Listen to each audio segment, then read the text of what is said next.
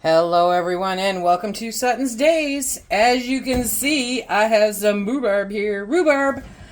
So a friend, look at that thing, right? That is amazing. A friend and a dazer said, hey, can you use any rhubarb? And I said, well, actually, yeah, I can. Ours didn't produce a whole lot this year. And so I only got to make one pie for Phil. Got his strawberry rhubarb pie.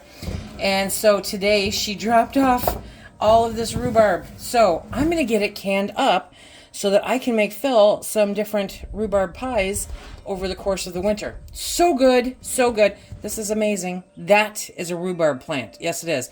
We are going to be working with the National Center for Home Food Preservation. Surprise, right? And they say you need an average of 10 to 12 pounds per canner load of 7 quarts. I'm going to be doing this in pints because that's all I need. And we are going to be water bathing it, but it is something that you can water bath or pressure can, definitely. I'm choosing to water bath because the steam canner is out, so I'm going to use it. What we're going to do is trim off the leaves, wash the stalks, cut into 1/2 inch to 1 inch pieces. So that's what we're going to do first. We're going to get that all going. I'm not going to make you guys look at this. I mean, this thing it's as long as my arm. Okay, so we're going to get that cut up. And rhubarb is so much fun to cut up. Let me get you moved here. Okay, so I'm going to cut this up into little pieces. I mean, look at that. Look at that. It looks so good. Okay, I'm going to go through and cut this all up into little pieces, give it a good rinse, and then we shall return. You guys, this is so easy. You are going to love putting rhubarb up and not taking up space in your freezer. Because right now, that's like my really big thing. I don't want to take up any more space in my freezer. Because I actually have a goal of reducing my freezer usage. I've got, how many freezers? Two freezers. Two stand-up. The chest freezers are dead. 2 stand-up freezers, and then the refrigerator in the barn has a freezer that I utilize, and there's a refrigerator in the garage that I utilize. And I want to get them as empty as I can in the next month. So that's what I'm doing. Will you look at this thing?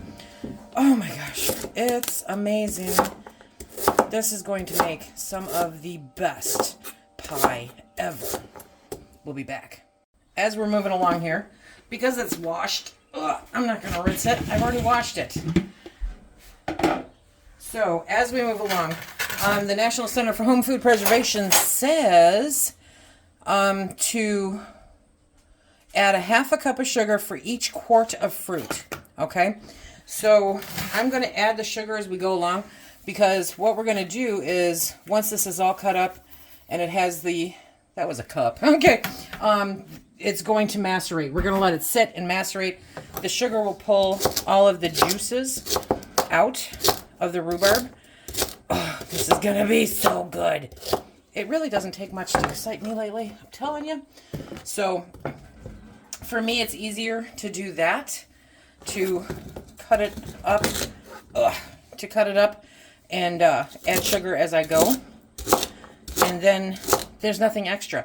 Now, rhubarb, due to its just overall being, does not do good in a syrup. So this creates its own syrup, and that's what we can it in. And it is perfection. Whoops, sorry. Perfection in a jar. Yes, it is.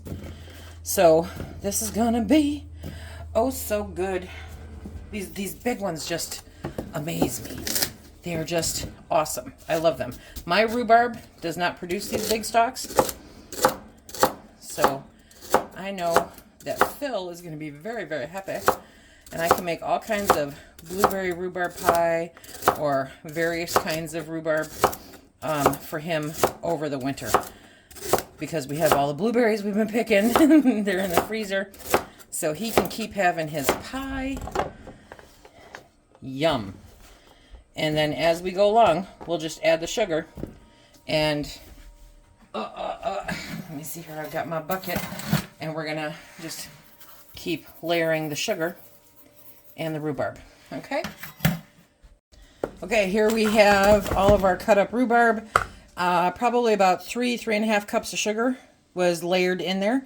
I'm going to cover this. I'm going to put it in the fridge. It's going to sit there for at least an hour.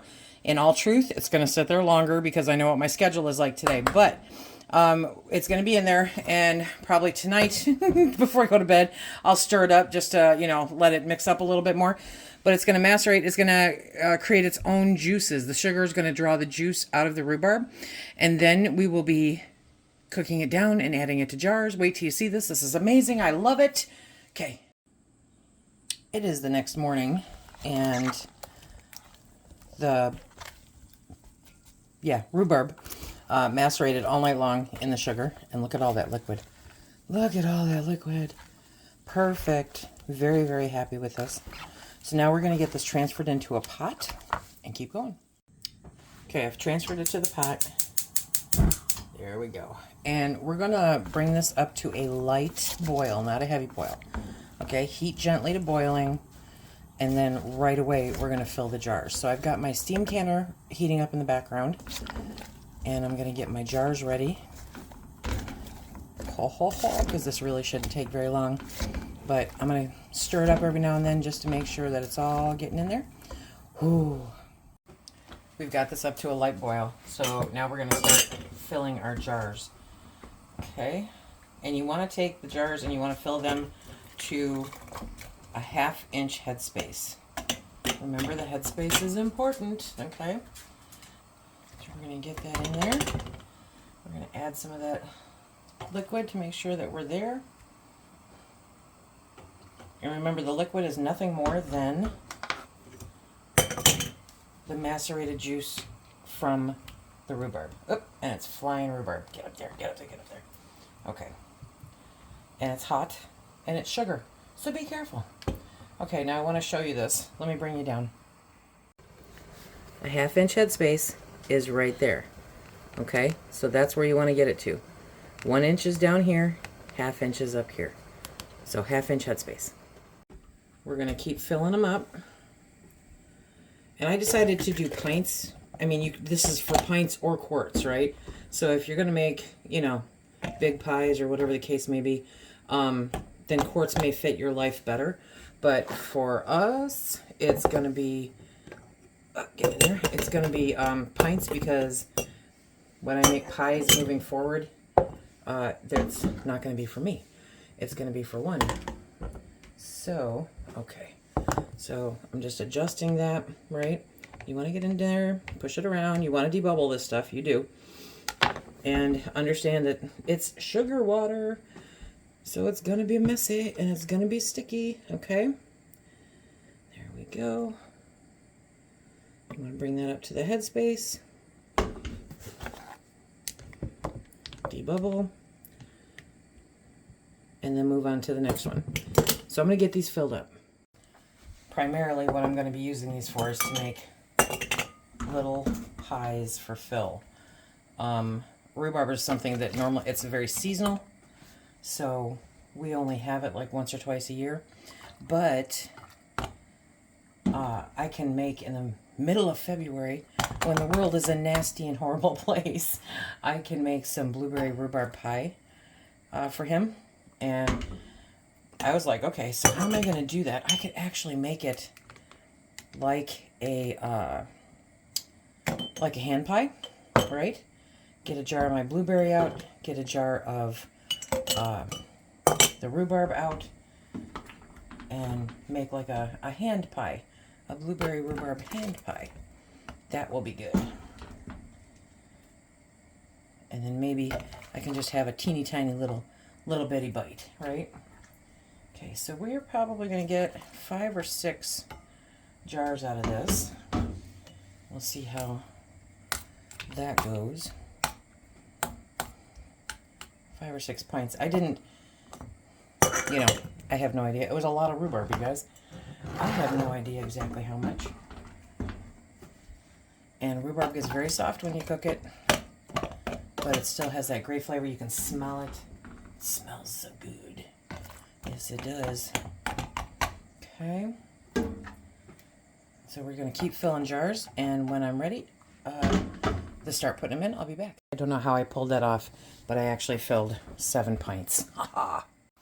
So again, this is a very sugary substance, and so you want to make sure to get these rims cleaned off. Especially like this one, I had to pour some out, and so I got it really messy. So I want to make sure that I get that very clean, get anything off of there that might disrupt the sealing of the lids. Okay, so we're going to go through and do those.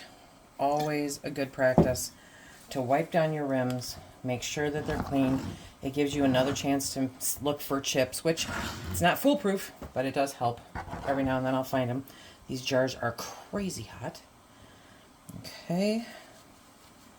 Fold that over. And remember, rhubarb gets kind of stringy, and so you want to make sure that you're getting all of those strings off, because those will interfere and make it so that they don't seal.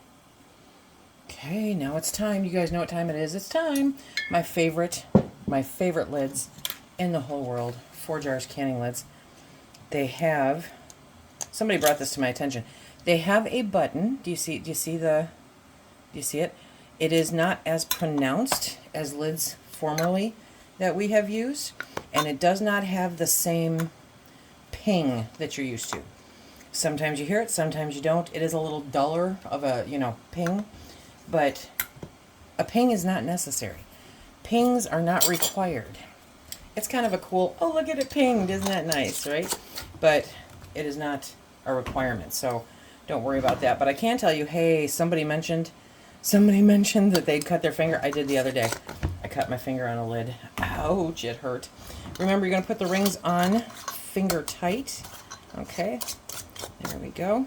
That means don't crank them on, because what they're doing is during the process they are pushing out any excess air, and so they can't do that if you've cranked them on. That will cause siphoning and issues also. Okay, I'm using my steam canner because I like it so much better than the water bath canner, and regardless of whether you're using pints or quarts, okay, it goes for the same amount of time. So I want to let you guys know that if you're 0 to 1,000 feet, it's 15 minutes. 1,001 to 6,000 feet, it's 20 minutes. And above 6,000 feet, it's 25 minutes in the water bath or the steam canner. If you prefer, you can also pressure can these. I didn't feel like doing the pressure canner, so it's going to take me 15 minutes in that. If I chose to pressure can it, it has to be at pressure for 6 minutes, but the whole process takes longer, So I didn't want to do that. So we are going to pressure can these for 15 minutes. I've had the water heating up. The jars are on top of there. It's got hot contents. Life is good. Going to put the lid on, and we'll be back when this comes up to pressure. Okay, so for my zone, I'm supposed to be in the dark green. Can you see that there? I am in the dark green. And so now I'm setting my timer for 15 minutes, and we'll be back when I pull it out. Here we go. Here we go. Okay, so I made it 15 minutes. I do not have anything spurting all over the kitchen. That's a beautiful thing. Okay. Bring that up. We're going to slowly let the steam out a little bit. Okay. And then there we go. Oh, yeah. Remember to always open it away from you guys, because steam hurts a lot. Steam hurts a lot. Okay. And now we're going to pull these out. Oh my gosh, I'm so happy. Look at that beautiful juice under there. Do you see that? Oh my gosh, so happy. Okay, so I forgot to mention that, look at that. Oh, I'm so happy. Remember, if you are not stocked up on your lids, stock up on them. The world is a dumpster fire right now, unfortunately. So I really like them when they stay whole, but as I got to the bottom of the pot, they became more shredded. Did you notice that? Stock up on your canning supplies. And Forjars canning lids, which I am affiliated with. I have been very transparent about that. They are awesome, awesome lids. Look at those. Oh my gosh, I'm so excited. Hang on. So I want to show you. Okay, so these are the ones that are more chunky, right? And then the ones from the bottom of the pot were these two. See, they're more shredded. At the end of the day, it doesn't matter. but these are prettier. But you know, I don't really care about pretty food. But if you care about pretty food, okay, then that is what you're going to want. And just understand, it doesn't matter, okay? It does not matter. Ugly rhubarb, anybody? Yeah. Thank you, Janet, for this amazing gift of rhubarb. I'm so excited about this.